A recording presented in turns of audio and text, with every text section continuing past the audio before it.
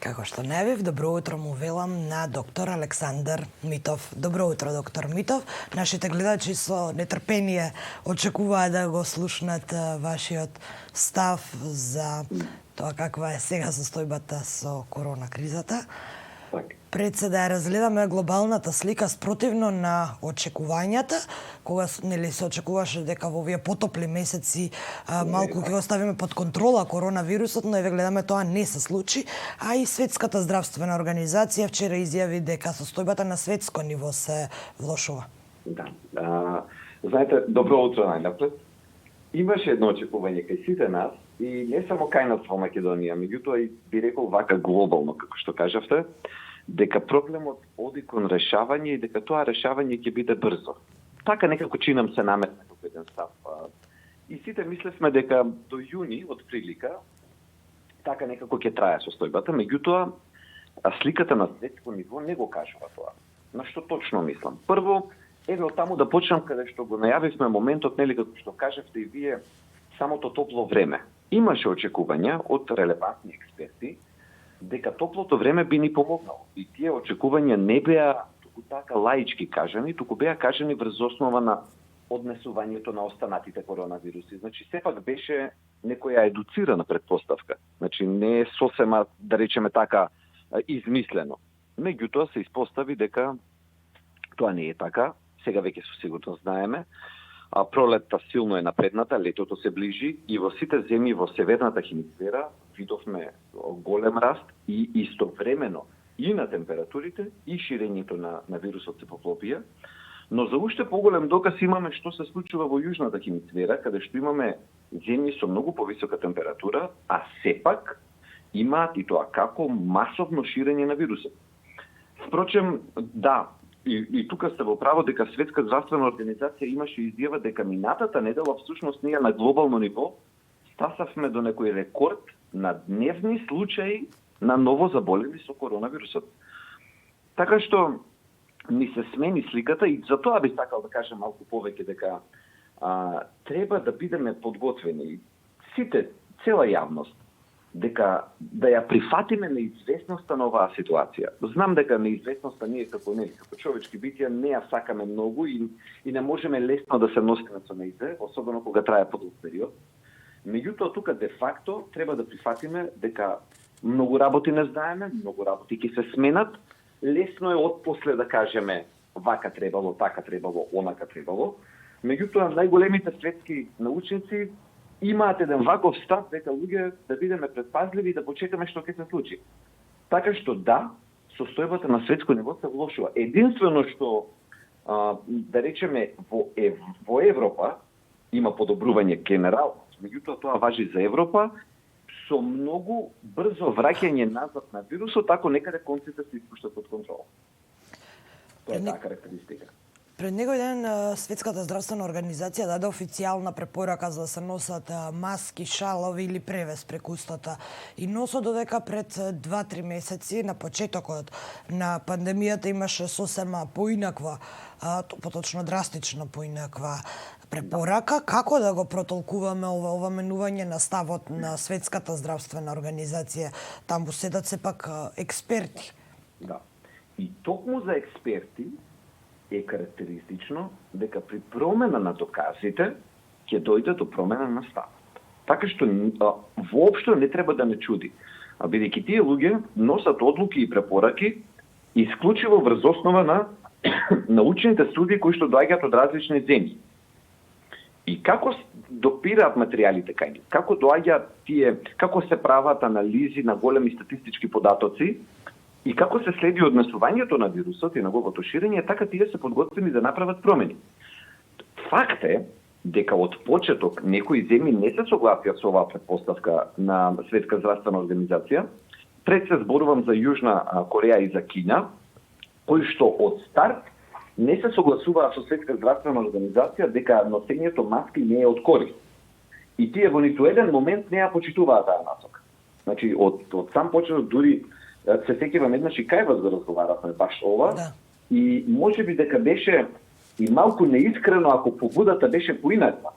Во која смисла? Во смисла, ајде уште сега да не и кажеме на јавноста за користа од маските, за да не се случи цивилните лица да ги купат најголем дел од маските, па да нема недостатоци за медицинскиот кадар. Меѓутоа, тогаш тоа требаше ова вака да се каже, дека заради оваа причина, не, инаку нема смисла, нели, маската да ги штити медицинските лица, а да не ги штити обичните лица. Ако штити, штити, ако не штити, не штити. Да, токму неискреноста внесе сомнежи кај јавноста. Токму и баш тоа го искористив како аргумент кај вас кога разговаравме. Исто на истата фреквенција сме. Дека ако луѓето, и еве го сега тоа така и се поделува, ако видите на социјалните мрежи, тоа се користи како за нивна дискредитација. Се кажува сега они едните кажуваат еднаш едно, друг па друго. Иако и промената на ставот е разбирлива кога се променуваат фактите, односно нели доказите, сепак мислам мој став е дека они тие докази ги има и малку порано. Значи не е дека токму од сега. Впрочем, знаете, нели, првата европска земја која што го препорача тоа беше Австрија, ако добро се сеќавам, да. И Австрија мислам дека тоа го направи уште во март. Сепак и таму има наученици. Значи тие земји не ги носат лесно како така тие околу. Но за јавноста како порака би пратил е дека сите медицински препораки, нели, guidelines или препораки начини за лекување, периодично се менуваат. Значи, ние имаме дури обврска за медицина базирана на докази, дека дали на 2, дали на 3, дали на 4 години, едноставно постои една редовна динамика на менување. Некогаш некоја болест не ја лекувале на еден начин или диагностицирале на еден начин, за 3, за 4 или за 5 години врз основа на новите податоци, медицината ги менува своите препораки, така што никого не треба тоа премногу да го чуе. Медицината оди напред. За жал, живееме во свет кога некогаш позади тие препораки не стои чиста наука, туку стојат некакви интереси. За жал е така и тоа го признаваме, но не треба никого да го чуди менувањето на ставовите, како се менува ситуацијата, како одиме на.